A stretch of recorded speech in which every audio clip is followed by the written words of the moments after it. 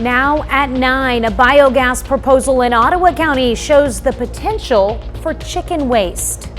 President Trump starts his second term with a flurry of executive orders. I'm Connor Hansen in Washington with the latest on inauguration activities coming up. And wildfire crews in Southern California are making progress, but stronger winds could bring more dangers. The 4 states' most watched news starts now. A developing story in southeast Kansas as an explosion draws first responders to a house in Chanute. This is KOAM News at 9 on Fox 14. I'm Tanya Bach. The report came in earlier this afternoon to the Chanute Fire Department. Emergency crews dispatched to the 600 block of West 16th for a report of a structure fire with a possible explosion. The state fire marshal was called to investigate. And again, this is a developing story. We'll have more information as it comes in on our website at koamnewsnow.com. A company hopes to create a facility using chicken waste to produce a methane-based gas in Ottawa County, but the possibility is drawing concerns from residents and environmental groups alike. The facility would bring in more than 160,000 tons of litter from local farmers a year, creating renewable natural gas, liquid fertilizer, and solid fertilizer. Environmental agencies say they worry about the smell, air pollution, and ground and water contamination. I just think that won't be good for us. And who will want to breathe this? You can drive up and you don't smell it until you open the door. I mean, once you open the door, it smells like it smells like a poultry operation. But until you open the door to the facility, it really does not smell. Ottawa County residents are encouraged to submit public comments to the DEQ, and you can find a link to that on our website at koamnewsnow.com. We'll have more details on the planned facility later in the show. Chief Meteorologist Doug Hetty joins us now with a first look at weather. Well, it turned out to be a super cold day for us today. We started at 5 degrees and we're going to probably be a little bit lower than that by the morning hours. Only 22 for a high. Average high is 45 degrees. So we have the cold Arctic air in place. It's still out there now. It's 16 in Joplin. Pittsburgh is sitting at 14 degrees. Look at this, 10 in Fort Scott, 10 in Iola, 9 in Yates Center. And then you get near 20 once you get in our southern counties. But as we go through the rest of the overnight hours, even though the winds are light, we're going to have a wind chill of about 0 to about -5 degrees by morning.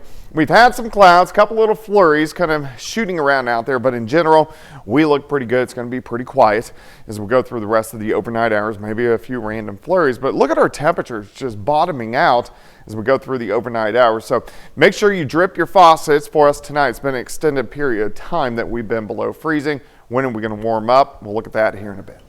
All right, thanks, Doug. The Gordon Parks Museum in Fort Scott, Kansas took a camera's eye look at the civil rights movement today. The event, The Power and Imagery of and Civil Rights Experience, explores the power of photography during the civil rights movement from pre-1900s to today. Ann Dean, who teaches photography at the Lawrence Arts Center, hopes that people can bond through the shared experience. It feels amazing, especially on this particular Martin Luther King Day.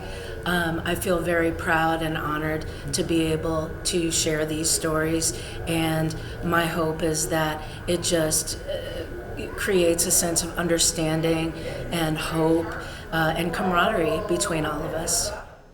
The public was invited out to the free event, which also featured a barbecue lunch. With the inauguration of President Donald Trump, the nation faces the possibility of new rules and policies. And while some people support these positions, others strongly oppose them. KOAM's Lonnie Walton talks to locals about their hopes for the next 4 years. Hope doesn't happen the most is I hope that he doesn't do his mass deportation plans. Austin Reed is a treasurer for the Jasper County Democratic Committee. He says he's a little worried about what the next 4 years will bring this country. There's so many mixed community households that people's families are going to be split up even more, even though he said we can deport all of them. Some of those people are naturalized U.S. citizens. They were born here. Reed also says he's worried about the ones he loves. My mom is a gay woman, and my stepmom is a gay woman. My little sister is a gay woman. There's So there's a lot of people in my life that at least his social policy will affect greatly. Susan Wagner is the Jasper County Democratic Central Committee chair, and she says, We hope that this next 4 years we see the rule of law upheld and the tenets of the Constitution upheld. Local resident Cheryl McEwen says she's fine with the inauguration, but her biggest hope is the care for seniors. Hoping that we can maintain a quality of life that we've had in the past.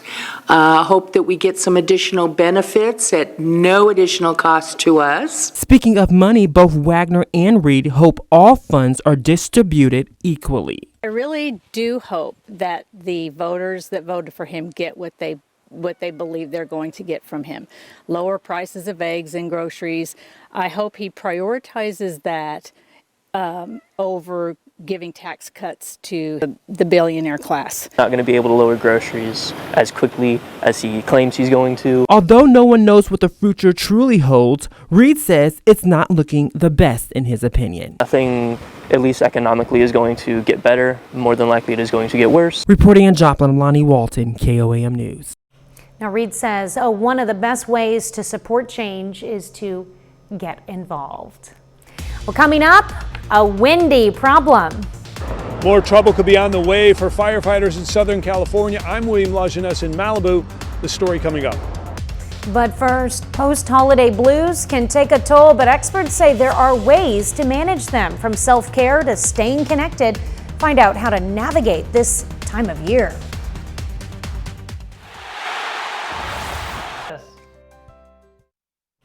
Well, today is dubbed Blue Monday, and while health experts say Blue Monday is not real, seasonal depression does exist, and it affects millions of people.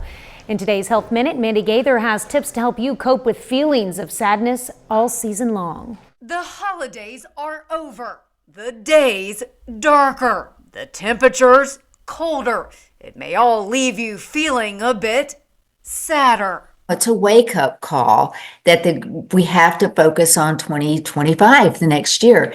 And some of us are ready and some of us aren't. Lee Richardson with the Brain Performance Center says for those who aren't ready, it's okay. The first way to overcome those feelings is to focus on what you can control and put your energy in that direction. Then show yourself some grace. Check in with yourself every day. So, hey, Lee, what do you need today? What do you need to make your day a little bit better? And sometimes I just need to take a walk. Richardson says it's also important to hit the pause button, focus on self-care, whether that's exercise, meditation, or deep breathing. Prioritize the things that make you feel at peace. Sometimes people, they have it in their mind they can't stop. Yes, you can. And even if you don't feel like it, make social connection a priority this time of year. Richardson says it's a critical key to maintaining your mental health. Finally, she says to remind yourself you're stronger than you may feel. Everybody has a bad day. It's okay to not be okay, but you have to remind yourself that this too shall pass. For Health Minute, I'm Mandy Gaither. Well, Doug is next with a complete look at your forecast. And later, wildfires in Southern California are nearing containment, but strong winds could bring new danger. Thousands of homes are lost, and officials warn evacuations may not be over. Sale now for Little Women, opening January 29th at Joplin and Spiva Center for the Arts.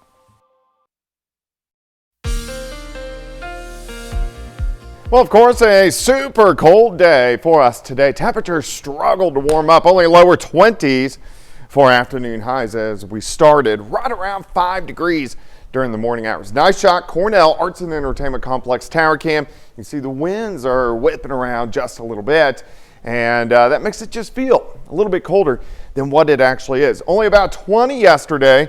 We dropped down to 5 this morning, only up to 22 for us today. So we've been in this Arctic plunge over the past couple days, and we will get out of it. It's just going to take another day or so. 14 Stockton, 10 in Iola, 16 Nowata, 21 at Grand Lake, Bentonville sitting at 20 degrees. Well, look at this Arctic air mass. So of course it's worse the farther north you go, but it extends all the way down to the Gulf Coast, where they are actually picking up some sleet and snow. All right, the winds through the night, they're going to be a little bit breezy into tomorrow as well.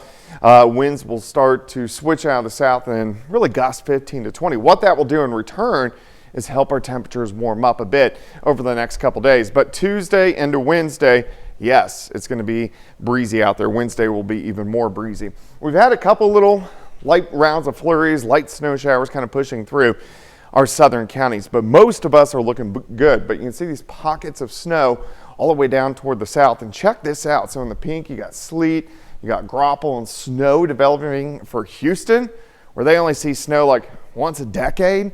And then this is going to extend along the Gulf Coast through New Orleans, all the way over toward Destin over the next 24 hours or so, which is kind of crazy to see. But look at the Arctic air right out of Canada, right into the Central Plains. Let's go through time. We're pretty quiet tonight. It's going to be cold. Temperatures down to about 2, 3, 4 degrees across the region. Make sure you are dripping your pipes. We've had a long extended period of temperatures below freezing. Upper teens by noon. I think most of us, maybe a smidge warmer than what we saw today, 23, 24 degrees as we get into the afternoon hours. Tomorrow night, a few clouds roll in. Temperatures, they kind of hold steady.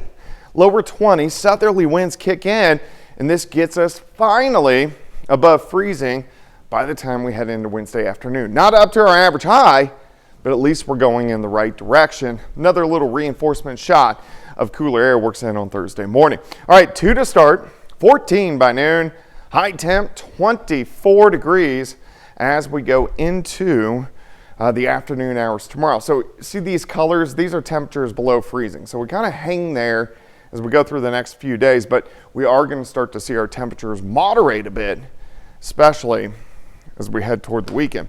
24 tomorrow, 39 on Wednesday, 37 on Thursday, up to 40 on Friday. We could be watching for at least a light wintry mix on Sunday. All right. In the meantime, it's just cold. It's cold. Yes. All right. Thanks, Doug. Well, red flag, wind, and wildfire warnings returned to Southern California today, sending fire crews scrambling once again. Fox News senior national correspondent William Lajeunesse has more from Malibu, California. Crews here in Southern California are reporting more progress containing a series of massive wildfires burning in and around Los Angeles. The two biggest, the Palisades and Eaton fires, both more than 60% contained, but the situation is about to get more difficult. The Santa Ana winds are kicking back up again, and the National Weather Service issued a particularly dangerous situation warning for much of the area. That means we could be seeing more evacuation orders in the coming days. We are in a set position in the ready, set, go lineup. That means you should be prepared to leave immediately.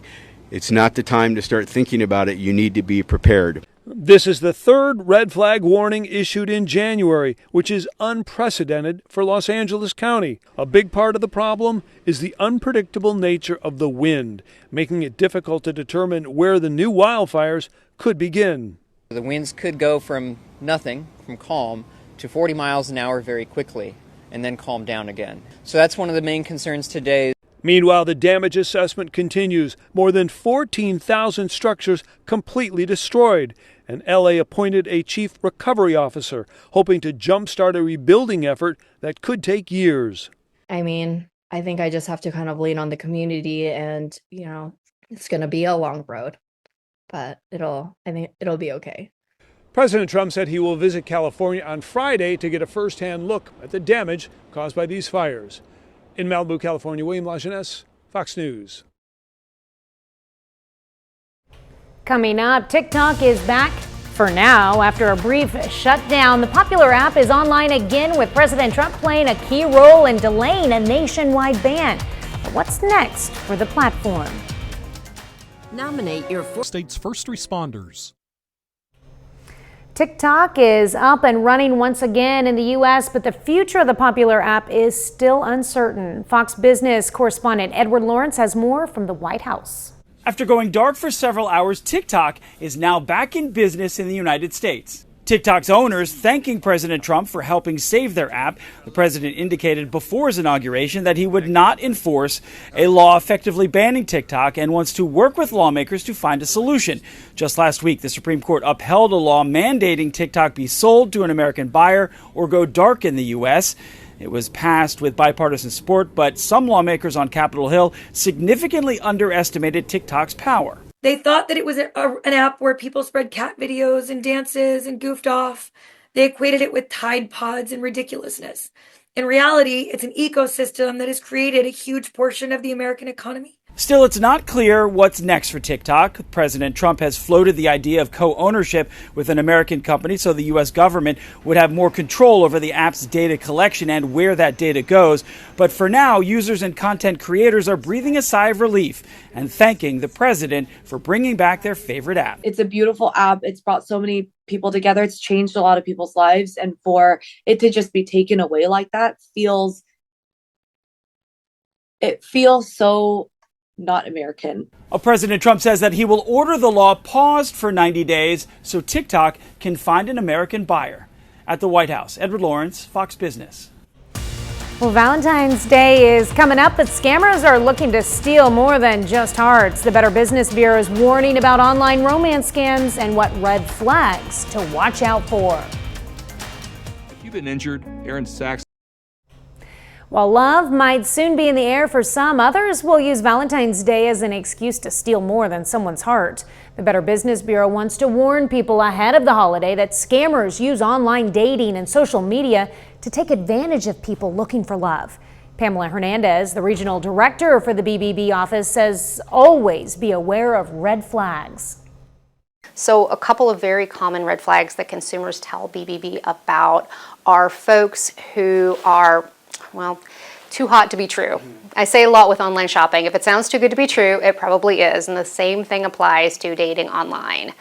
Also, someone who's in a hurry to get off the dating platform and they can't meet. Either they can't or they won't. There's some reason they can't meet you in person. We have more information on how to protect yourself on our website at KOAMnewsnow.com. 30 more minutes of news, weather, and sports coming your way. Trump takes office for a second term and kicks off his first day on the job with executive orders. Plus, the president promises action on diversity, immigration, and more. But how much authority do executive actions really have? We find out. The Big Bang Theory tonight. Built for us. You're watching the 4 states' most watched news. This is KOAM News at 9 on Fox 14. I'm Tanya Bach. Donald Trump is sworn in as the 47th president of the United States, marking his comeback to Washington. Just after his swearing-in ceremony, President Trump signed a number of executive orders to mark the beginning of his second term.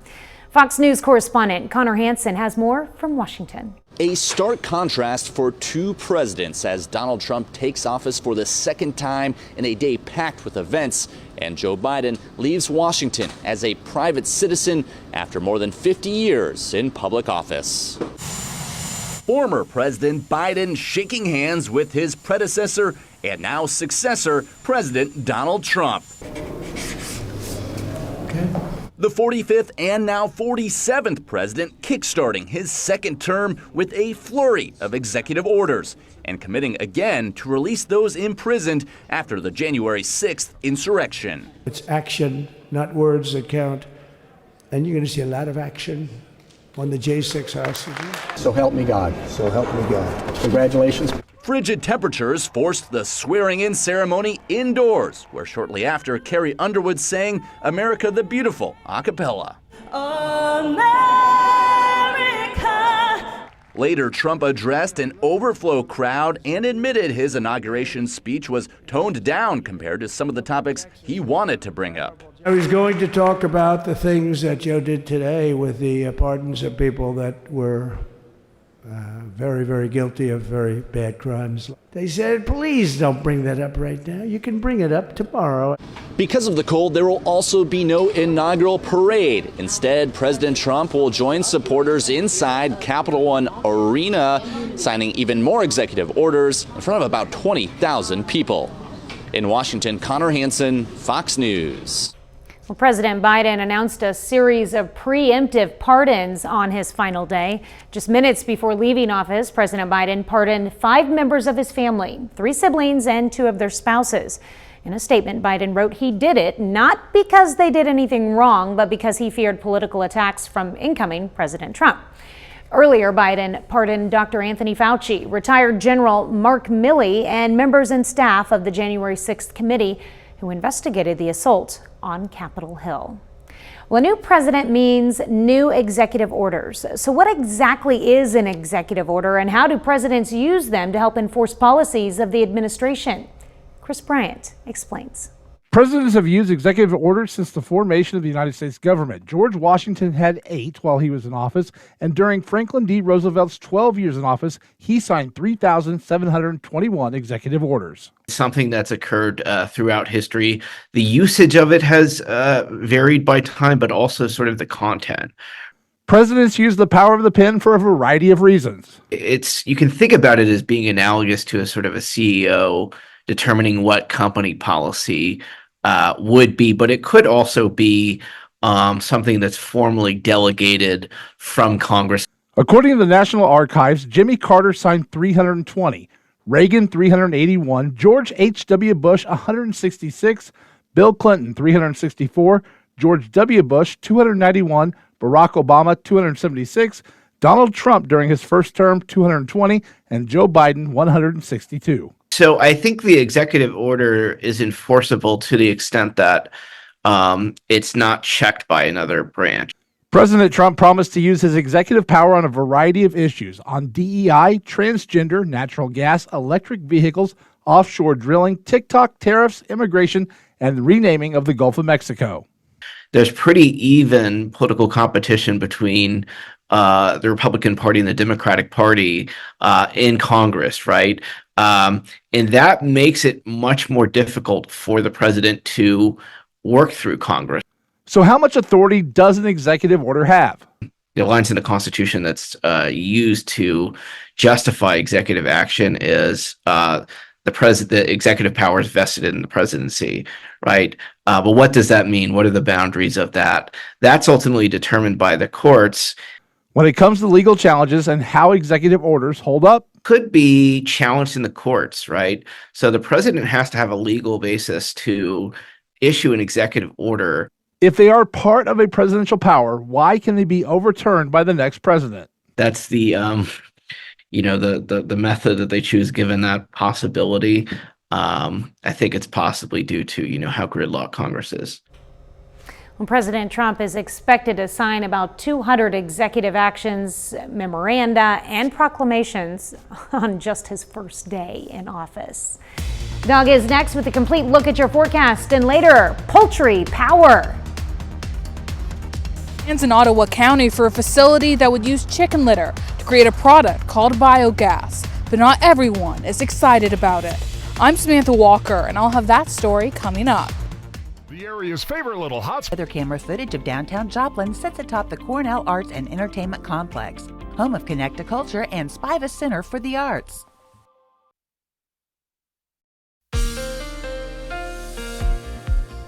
Well, of course, it turned out to be a cold one for us today. Temperatures only into lower 20s, and it's getting colder outside right now. It's also a little breezy. That's going to make it feel even colder as we go through the rest of the overnight hours, dropping our wind chill values to about -5 or so by the time we get into the morning hours. But we've been kind of sitting in this Arctic air now for 3 days, mainly into lower 20s. Think if we had a snowpack, it would be even much colder than what it actually is. Zooming in, temperatures, single digits, northern counties, still near 20 once you get into our southern counties. But look at the Arctic air all across the entire, or almost the entire lower 48. Plus, we have these winds which have been kicking in. They're going to switch out of the south tomorrow, start to pick up a little bit. But in return, that will help our temperatures start to warm up a little bit more. And then it gets even breezier on Wednesday, and that's going to allow our temperatures to go back above freezing. We've had some snow flurries, a couple little light snow showers in our southern counties. These are mainly shifting to our south, but check out down south. You got light snow from Dallas all the way to Houston. Snow, sleet, which is in the deep south, which only happens about once a decade. But it's due to the Arctic air.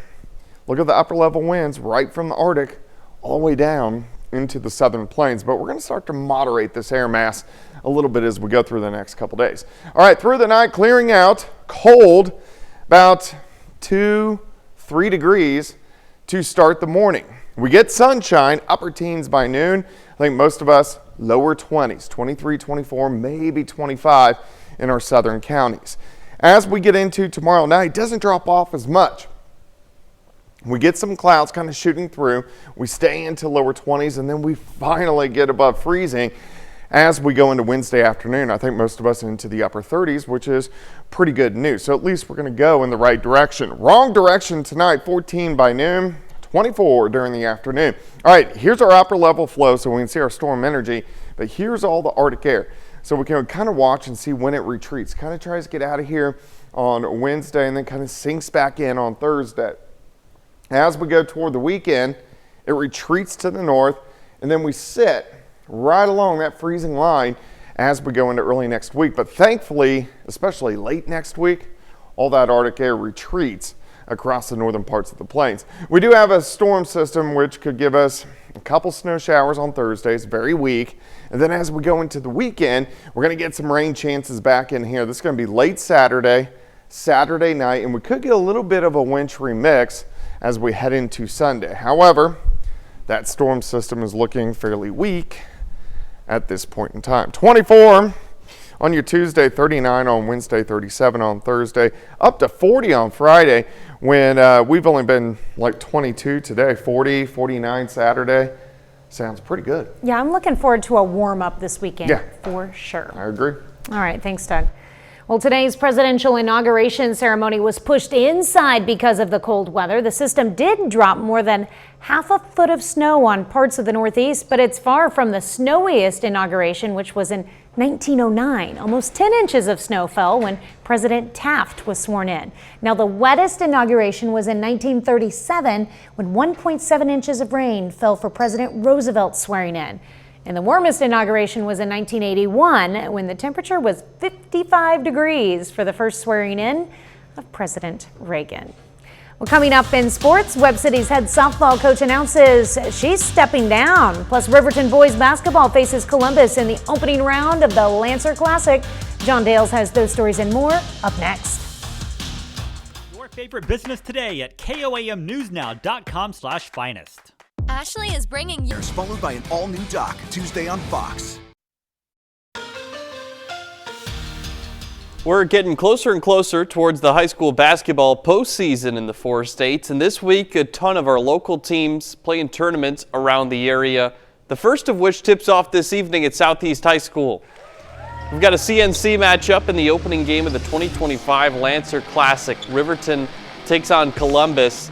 Rams get off to a fast start just a couple minutes in. Cale Forbes with the steal. He goes coast to coast, lays it off the glass, and Tarek Richardson finishes with authority. Riverton running the floor again. Aiden Witherspoon takes one dribble and finishes that layup with the left hand. Titans fall behind by 16, trying to get back into it. This will help. Carter Woodcock with the steal, and he goes straight to the rim. Count the basket plus the foul. But the Rams get right back to work. Richardson stretches his range from the corner, and that's good for 3. A minute later, Richardson finds Tyler Ritz ahead of the pack, attacking the basket. He gets the hoop and the horn. Rams get out to that early lead, and they really never look back. They beat Columbus 74-55 in the opening round of the Lancer Classic. They'll play in the tournament semifinals Thursday night. After that game, the New Heights boys basketball team takes down Neodesha 86-69. Cougars are the only Missouri team in this tournament. They improved to 10-4 on the season, and they will advance to the semifinals of the winners bracket against Riverton. That game Thursday night at 7. Well, the entire quarterfinal round for the boys takes place tonight in that tournament. After that one, in Kansas-Oklahoma crossover game, Parsons dominates Commerce 72-31. That sends the Vikings to the semifinals of the winners bracket. They'll face the winner between Southeast and Baxter Springs. The Lancers lead by 7 at halftime of that one. Well, we got some more coaching news for high school softball in Southwest Missouri. Webb City will be looking for a new leader for its softball program. After 10 seasons leading the Lady Cardinals, Webb City softball head coach Shauna Friend announces today she's stepping down. Under her direction, the Cardinals went on a run to the 2020 state championship game, and they accumulated more than 200 total victories over the course of 10 seasons. There is no word yet on who will take her spot.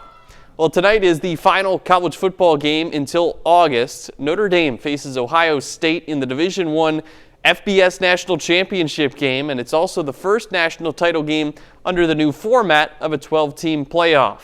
Well, as we come on the air, Ohio State leads Notre Dame 31-15. With just a few minutes left to play in the fourth quarter, the Irish actually scored the first points of the game. That was on a 10-minute touchdown drive early in the first quarter, but it's been pretty much all Buckeyes since then. They're on the cusp of winning their 9th national title in program history. Back to some of that high school basketball I was talking about. All those same teams, the girls' teams get started tomorrow at Southeast, so all 8 of them, we'll be seeing them again on the girls' side. And it's kind of fun to see teams from Missouri and Oklahoma and Kansas all playing together, too. Very much so, yeah, because they're not going to see each other in the playoffs to get a little extra experience against teams like that. All right. Thanks, Sean. We're back with more news after this.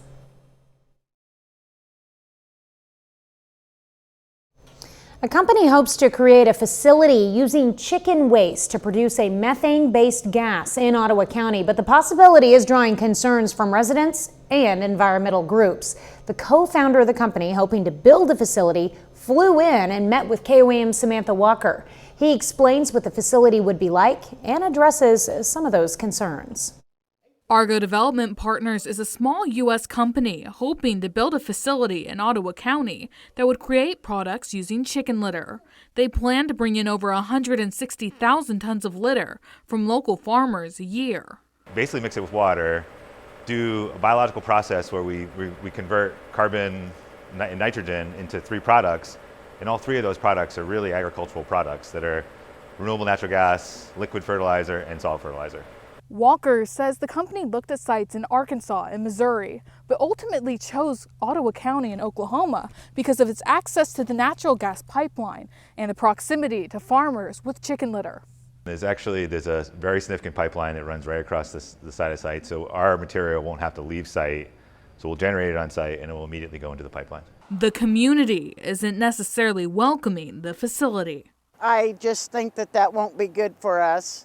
And who will want to breathe this? The smell is just one concern. Lead Agency Inc., an environmental group out of Miami, says the site could prove harmful to the community. You see the entire area downwind of this facility is in either the 90th to 95th percentile for the orange or in the 95th to 100th percentile in the red for asthma.